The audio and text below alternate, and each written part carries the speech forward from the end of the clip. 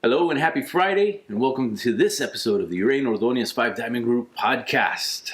Today's episode, mental health. How to stay sane in 2020. 2020. Happy Friday, everybody. Thank you so much for joining in. You know, with back to school, with all the politics, with all of the stress of COVID-19, of the chaotic and interesting year that we've had here in 2020, one of the most important things that we've seen in our community and really kind of around the world is the stress that this whole experience is taking, not just on families, but on individuals. And so we figured we'd crack open the can and dive deep into what mental health experiences are, what stresses are being placed on people, and how different people are dealing with it in what different ways we can do that here locally in Las Vegas. What's up, Isaac? It's just everything changed from pretty much overnight. So it's taken a while to adapt for a lot of us, and it can become very stressful. I can't imagine, being home, teaching your kids, and then staying home. Like, there's no feeling of when you go to work, you feel like, okay, I'm going to go home. But you're at work, you're working from home. Yeah, let's talk. And you're home. let's talk through that. I mean, like in March when we saw the orders starting to come down, right? Mm-hmm. And people started to freak out, right? I mean, just that whole stress in March from people going off the deep end and saying, I need to hoard toilet paper.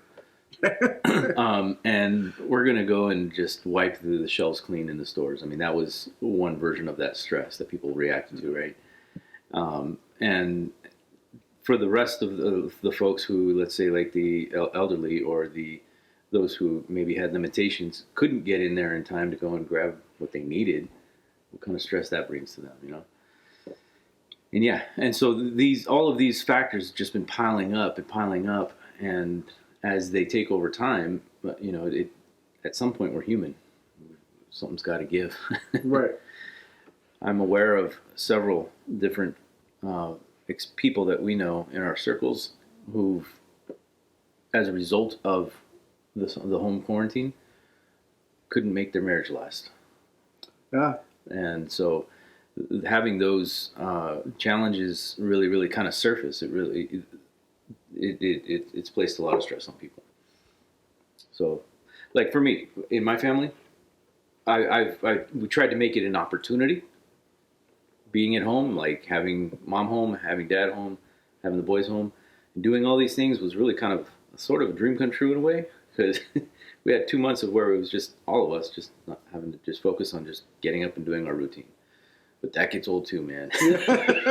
That's like anything, But what struggles or what challenges do you see, not just your family, but maybe other families having with now teaching at home with this distance learning? So with school, well, yeah. So like school was the last semester we had to go through that experience. While it was fine for us and our family, we adapted pretty quickly.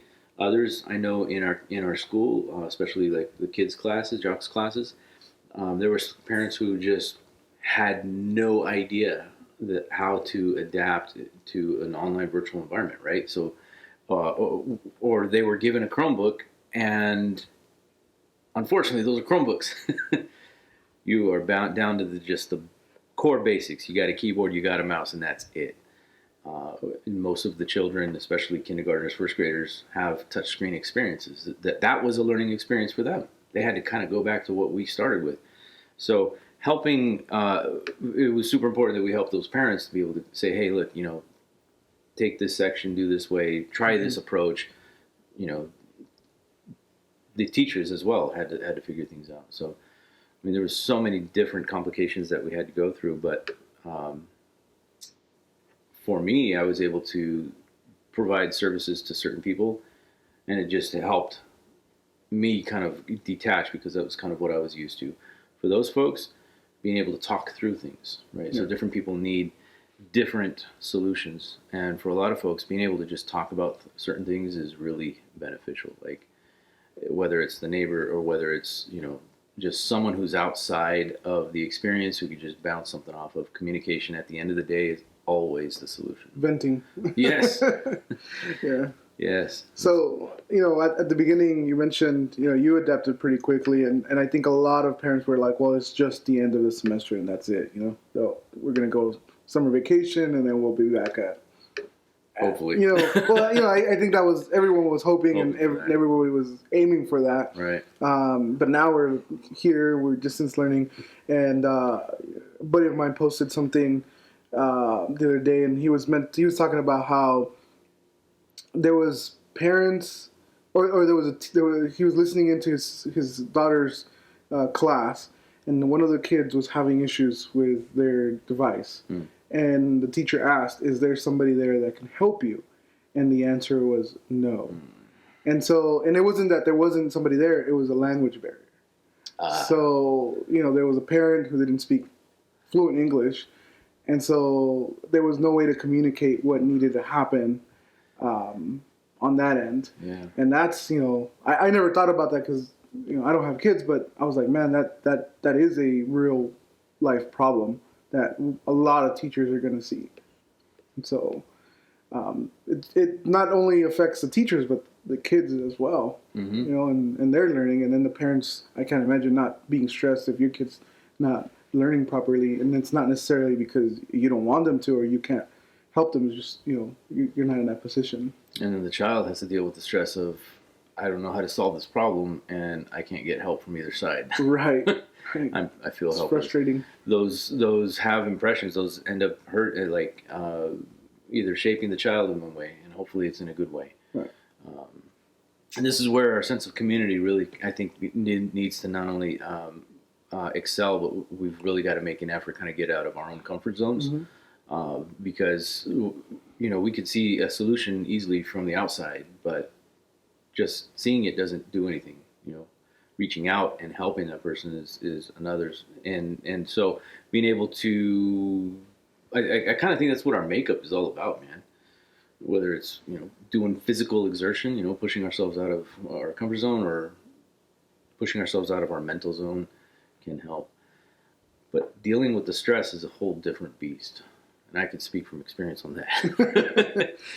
I'm sure a lot of us can, but as far as being able to manage, especially now, is what are some of the solutions that people have done, and what are the recommendations? The CDC says definitely definitely reach out. There are resources out there right now that help, that offer free counseling sessions, therapy sessions. We'll put a website on the link down below, but those are available for anybody to be able to just tap into, at no charge, regardless of whether or not you have insurance.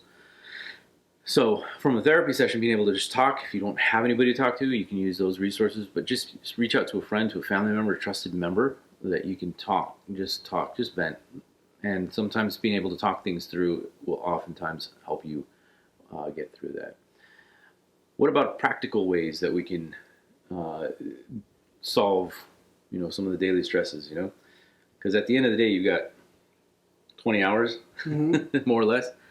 Let's say 15 hours. And, you wake up, you have maybe an hour or two before the kids got to get up, and then you got to go through the day and wrap it up.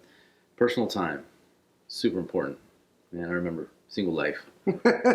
I loved it because I had a lot of personal time. Well, I think it's very important to, regardless whether you're single or married, you need to have something to decompress, to kind of de-stress at the end of the day, especially. And it all starts, I think, with the beginning, with the morning. So you said it, you have an hour or two before you have, your day start. Your day starting. So maybe start with something positive, maybe something nutritional to the mind. Yes. So whether it's reading, whether it's even watching YouTube video on how to do something. Yeah. Just something that gets the mind going and gets your mind off of what your tasks for the day are. Because if you wake up and you start automatically thinking about, I have to do this, I have to do that, I have to, oh my God, today's this day, then you wake up stressed. And that affects the entire tone of the day. So if you wake up and you have some positivity, whether it's, reading, your favorite novel, watching, like I said, a YouTube video, and now your mind is focusing on that, and only start thinking about the things that you have to do when that moment comes. Mm-hmm. Kind of live in the moment. No, and that's exactly the explanation I give to the boys mm-hmm. is how do we start the day? How do you set the tone of the day?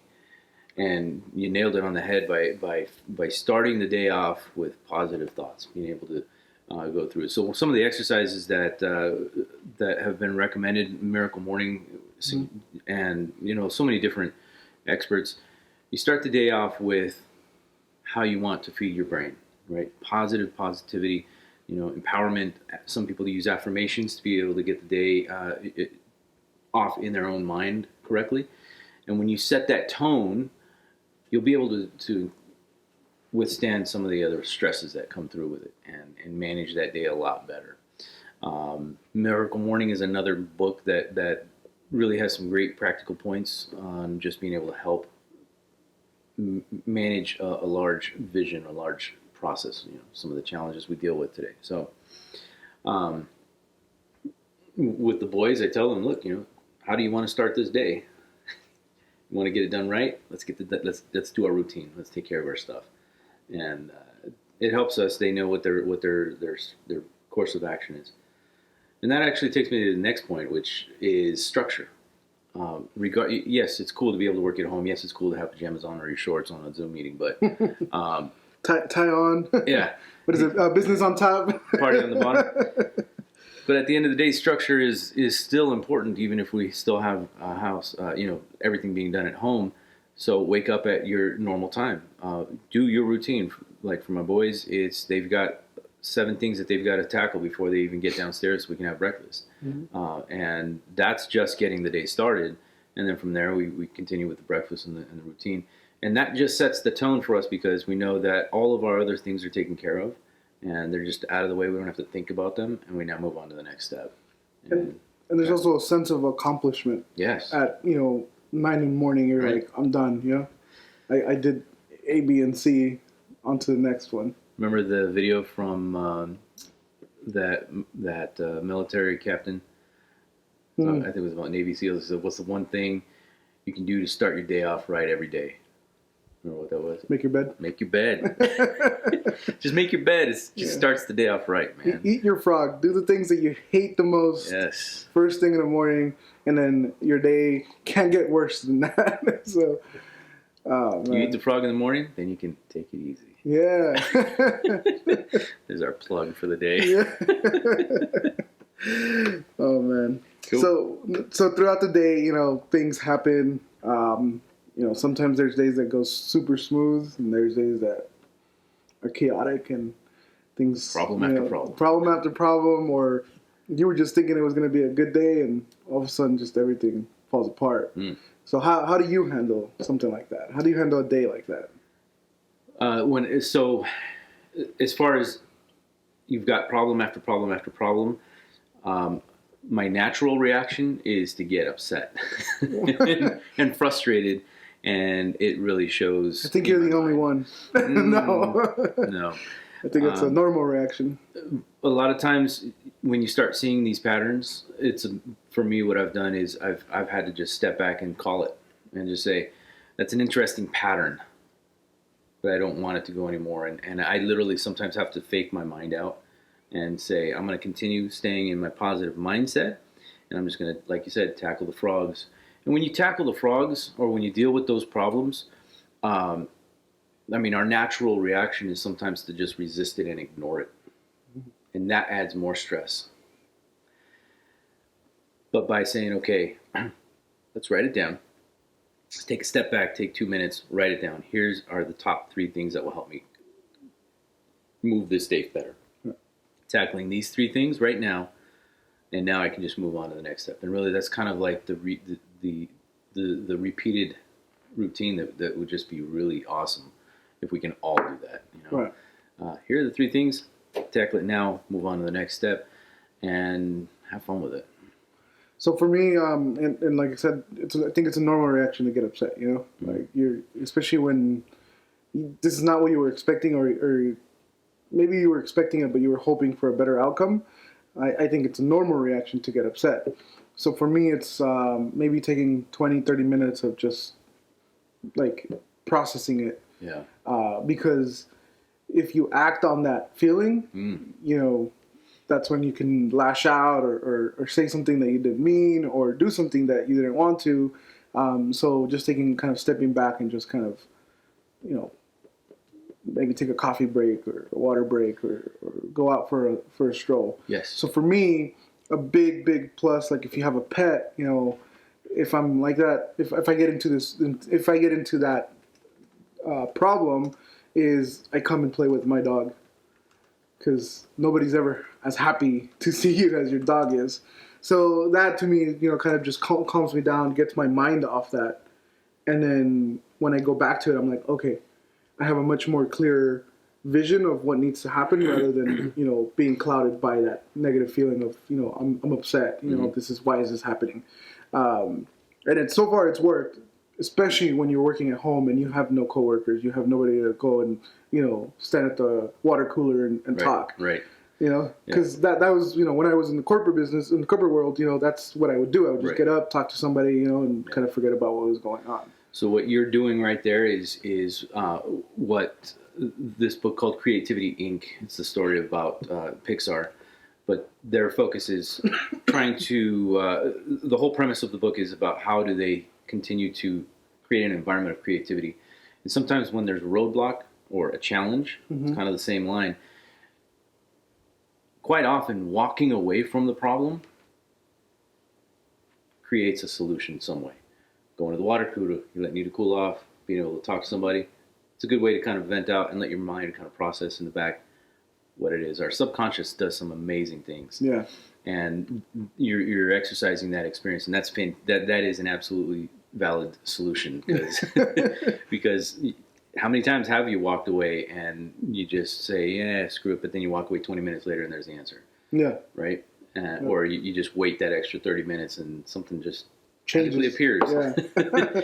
It's because, we don't want, by reacting emotionally, it actually creates more problems. And that is a fantastic solution. So, well, one of my banking coaches mentioned, let's see if I remember it correctly.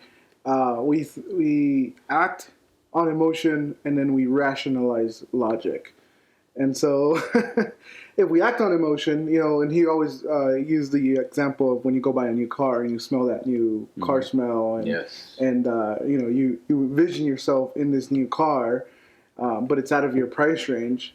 And then you act on that emotion, you buy it, and then later you regret it. You have that buyer's remorse. Because afterwards is when you actually rationalize logically of like, what did I do? Why did I spend this much money? And so, that's I think the key point is to kind of step away and start rationalizing. Yeah. Which, at the end of the day, that could add to more stress and create more complications if it's not done or processed in a better way. Right? Back to practical steps for families. As far as being able to navigate the new school year, as far as resources go, CCSD has done a really great job on trying to prepare parents and trying to provide services. If there are parents out there that need help technically, I am available to be able to help as far as working through some of the typical things that kids are dealing with today, and even parents on how you can navigate some of that stuff. One of the solutions we've done with our kids is, as a backup, we have 2 touch screen devices that I've logged into in their account. So all the kids get their own Gmail account and with the Chromebooks, and it gives them all the suite of tools.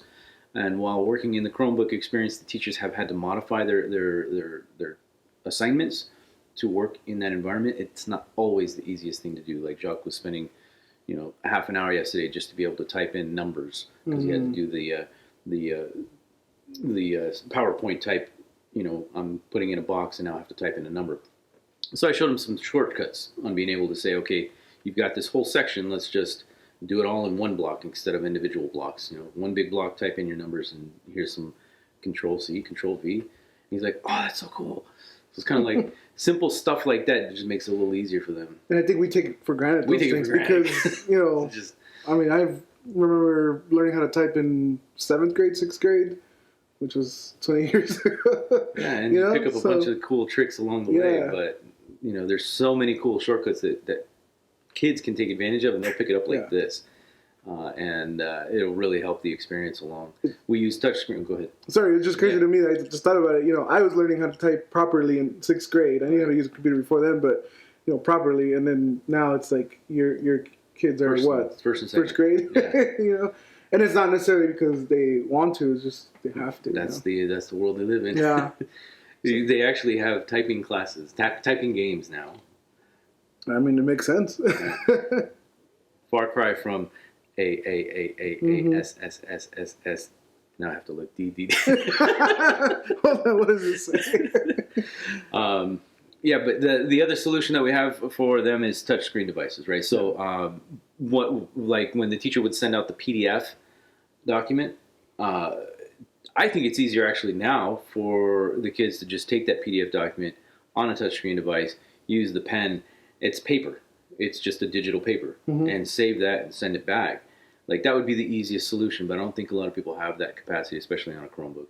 They're not touchscreen, so that's the challenge they're dealing with, right now. And if you have an iPad, if you have some sort of touchscreen device that you can get to the Chrome browser on, your solution. You've got a solution. You can do that totally without that. So again, reach out to us to help you walk through that. And the cool thing about the Gmail stuff is that it's accessible on all devices, really. Yeah. So it's not like it's limited to the Chromebook or a Microsoft. It's available on iOS, Windows, cross-platforms. Cross-platforms, yeah. Yeah. As far as other practical things, I mean, the school had given our kids an outline, a structure of time blocks that they should follow. Take a look at the CCSD website because they have certain expectations for children that are under in the elementary school. They only have an expectation of 90 minutes a day for them to actually sit down and do their work. I was kind of blown away by that because I was expecting 6 hours and hoping for 6 hours. But it makes sense because they have a shorter attention span. But as you get into high school, there is a 6 to 6 hour expectation with 7 or 8 different classes depending on what they're doing. So. And they can handle that. That's kind of getting them prepped for the real world, and I think it's reasonable. But when lunch comes around, have lunch. Sit there and have lunch. Yes, you're slammed with all kinds of stuff, but take 15 minutes to make the lunch and sit down as a family. Take advantage of it. It's not going to last long. One of the things we do is we take the dog for a walk and go for a bike ride. Just get out of the house because that's super important. Yeah. And we ride around the community, take the dog for a run, and go to the park for half an hour, and it's good. It feels like recess. It is. They need for everyone. And how much better is the day when you get your body flowing? Just go for a walk. So you mentioned something. You sit down because you have that ability to be able to do that. But what about the parents that aren't home? That aren't home with kids? I mean, do it at the end of the day when they do get home. So one thing. And unfortunately, not everyone's going to be as fortunate to have this. But if you are able to talk to a manager and kind of work out something, if you're in some type of office job, especially if you're in customer service where you have to see clients or customers, that's probably not going to be something available to you. But I just had a friend who talked to her, her district manager and she's getting transferred to a different position so she could work from home and be available for her kids.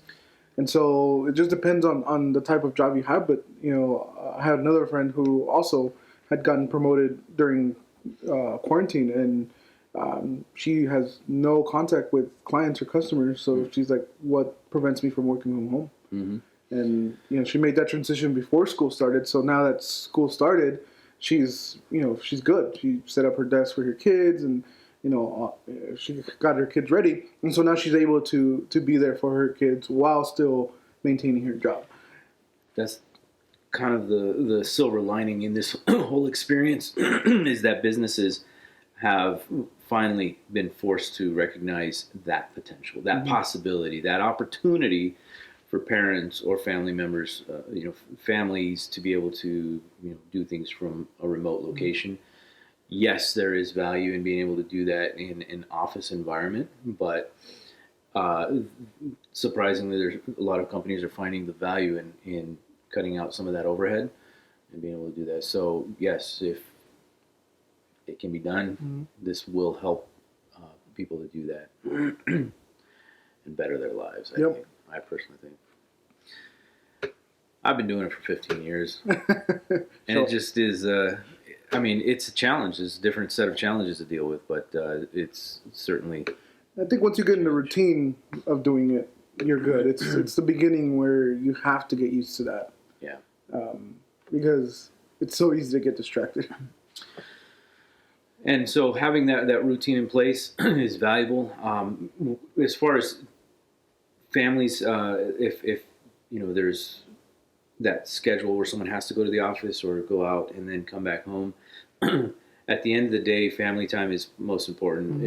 If nothing else, have dinner together, and no TVs, no electronics. Do a phone stack. Jacques loves to be able to say, okay, Papa, phone stack time. Everybody puts their devices on there, and the first one that reaches for the device gets to do the dishes. But the whole point of that exercise is to sit there and talk with each other and hear everybody's experiences through the day. And that's the opportunity to kind of start over. If there was pressures or challenges or conflict that was happening before, let those go and figure out solutions that will help create a more relaxing environment for the family. Because if parents have stress, which they do, if couples have stress, which they absolutely do, and that translates down to the children, it creates an even more stressful environment. But being able to have that reset button and having that available makes everybody have a better experience in the family unit. And certainly encourage that for families. There are additional resources for families that you can ask for. If you contact either one of us directly, we'd be more than happy to share tools for the family unit that will help give practical options, practical suggestions within the family that would be beneficial for every role: fathers, mothers, children. And go ahead and reach out to us directly. We'd love to be able to share that with you individually. As far as other places that we can go to locally, Jacques even talks about how he hates wearing the mask. I said, sorry, buddy, we got to deal with it. That's why we don't go out too much. But other things that families can do is head out to the parks, man. Craig Ranch Park, all the Las Vegas parks are open. Except for the playground. Some of the playgrounds are closed, but just go out there and walk in the parks. Craig Ranch Park is fantastic. There's so many trails here locally that we can go out in the desert. Take a bike ride, which, we do at least 1 or 2 bike rides a day. It's 20, 30 minutes, but it's a nice way to get out and just burn the exercise. And you're not out in the heat all day. It's just a little portion. If you got a pool or go to a neighbor's pool, if you can borrow it, great. Those are just fantastic ways to get out. Go up to Mount Charleston, Red Rocks. Being outdoors has an impact on our health. Super valuable. So as far as family time, like game nights as well? Yes. Anything that is creative, hands-on, where you forget about your phone, you forget about, TV for a little bit, that's, definitely something very beneficial. Definitely the parks. You have like a little mountain trail. You can go out there and explore. There's Lone Mountain Park. I forgot what the actual park it's called. The one right by Lone Mountain. Yeah. That one's usually empty.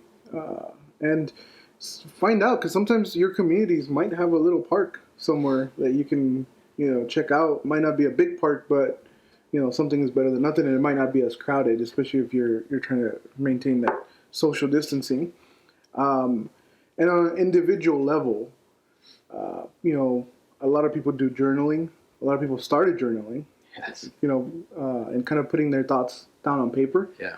And even something that gets your mind off things. So whether it's vlogging, like maybe you want to start a vlog now. Maybe it's not something that you want to share with the world yet, but maybe you just get on camera and just kind of, instead of journaling, you kind of express your feelings. The 20th century way of 21st century way of journaling. Therapy. And definitely, reaching out to somebody and having those conversations, I think, kind of getting your mind. And at the end of the day, you can also just watch a movie. I'd like to reiterate the suggestion about journaling. I was given that suggestion back in 95, 96, and it's no secret that I've gone through therapy several times, and I've enjoyed it. I think highly of it. I've had some really great experiences with it. But journaling has this unique component where it's, there might be a stigma to like a secret diary, but the journaling itself of being able to just dump has a process. The process is, one, it's up here and in here. And you have to articulate that into a pen and paper. Because now, while you are feeling things, you now have to actually pinpoint exactly what is this and what is that. And sometimes you don't have to think that whole logic. Just write it all out. X, Y, Z, this is that. Okay, this is dumb. And don't even think about just judging it. Mm-hmm. Just get it out, because journaling allows you to do that. And then if you really want to be able to analyze that stuff, then you can go back and say, okay, well, this is why, and this is that, and this is what. And that process is so valuable, like especially for folks that are dealing with stress. So having that personal time, and how you use that personal time, don't sit on the phone, don't sit on Instagram. Use it for yourself. Mm-hmm. And journaling is a fantastic way to do that. Taking that valuable personal time and decompressing. Sometimes just dump it. I have a section of my shelf that's all my journals for 20-something years. And you mentioned something at the beginning of this video of, or not beginning, but during the video, of how couples have stresses. And if that stress trickles down to the other family members. And so one thing that I want to recommend, and it goes hand in hand with journaling, is like a couples journal book. And so there's various types of books out there, but there's books where you can, write what maybe something that your spouse did. Isn't that you what appreciate. Text messaging is? No. Text messaging each other. No. But it helps, and so kind of, things happen throughout the day. We all get upset. We all have, arguments or whatever you want to call them. But at the end of the day, if you focus on the positive of your significant other, then anything that happened that day kind of just stays in the past. And bro, you just gave a fantastic suggestion, man. That is one I'm going to apply. Awesome. Yeah. So because going back to being able to share the thoughts, it's one thing to be able to respond in emotion and fire off or say whatever you want, whether it's personally or text, but having a place where you can both share thoughts, but then also find solutions like that. Mm-hmm. I think is fantastic. There's a book that we're doing with which is called We. Yeah, we. We. Yes, we. Oh! So we are doing this book called 300. A couple's journal. Not him and I, by the way. Yeah. A couple's journal for like 365 days. So it's literally a random question that we have to answer every day. And some of it goes back to, years before we met. So some of them I've actually had to think, and I'm like, I can't give you an answer today. I have to think about this. Worms yeah. Well, there was one that was like, I'll give you an example. And some of them was really, really interesting. 5 years ago, where did you think you were going to be? And, how has that deferred to where you're at today? Wow. And so that makes you think, and it kind of makes you think okay, 5 years ago, this is where I was. This is what my thought process was. This is what I thought I was going to end up doing, and now I'm here doing this, and it's just kind of a nice way to focus on something else than the day, but it also gets you closer with your significant other. So, as well as your vision. If you've got a 3-year vision or 1-year vision, it helps you kind of realign that and see where that lands. Yeah. So something like that I would recommend for any couple. Yeah. It's fun, and it's it'll help you get closer, but it also it's a just good de-stress tool. I love it, man. Love hearing this guy's stories, man. It's exciting. Well, to wrap it up, what a lot of folks have discovered with this whole self-quarantine, with this home experience, things that they would like, because now that their home has become the classroom, their gymnasium, obviously their house and their cooking, but now it's got to also be a place of safety and comfort. And many folks have realized, hey, this is not my ideal home. What do you suggest? Well, I just saw something, and it said we went from going to work, and coming home, now to doing all that without leaving home, or something along the lines of that, And just was having this same exact conversation last night with a friend of mine who has been thinking about selling his home or doing something with his home and moving to a little bit bigger home. So the biggest challenges that he's seen is, now that he's working more from home, is he has no home office. So he works from the kitchen table, which is not ideal because he's got 2 little ones. So they're constantly there, and he takes phone calls, and he's got papers spread out. So he's in that risk of, if the girls drop something, that's his paperwork. He runs a business, so he runs multiple successful businesses. His backyard, his girls want somewhere to be able to run a little bit more, because they have a pool, but the pool takes up the entire yard. And so he's like, there's no room to run. My front yard's not big either. We don't have a local park, so we actually have to drive out to the park. But it's just nice to be at home. And he's realized that the space that once worked for him, when he was actually going to work, the girls were going to school, his wife was going to work, no longer works, because it's no longer a place where you come home, eat, and sleep. It's now where you live, work, eat, and sleep.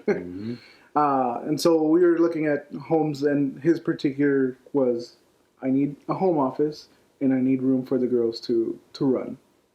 Yeah. And a nice open kitchen, because his kitchen is small. So,